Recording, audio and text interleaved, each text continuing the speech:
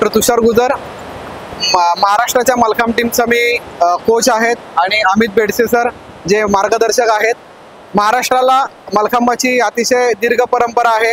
मागच्या Khelo India youth गेम्समध्ये महाराष्ट्राच्या मुलं आणि मुली या दोन्ही टीमनी सुवर्ण पदकाला गवसणी घातलेली.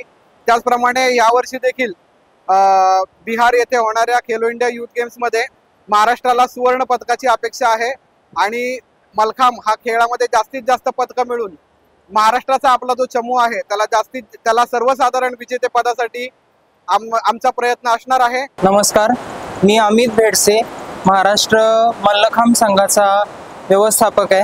इथं मल्लखांबाची स्पर्धा कालपासून सुरू झालेली आहे आणि महाराष्ट्राचा मुलींचा आणि मुलांचा दोन्ही संघ इथं त्या जिद्दीनं आणि निर्धारानं आलेत की गेल्या काही वर्षांपासूनची सुवर्ण पदकाची जी परंपरा आहे ती यावर्षी ते कायम ठेवतील आणि ज्या पद्धतीनं त्यांनी सराव केलेला आहे त्या पद्धतीनं आम्हाला नक्कीच खात्री आहे की ते त्यांचं जे ध्येय आहे ते नक्कीच गाठतील.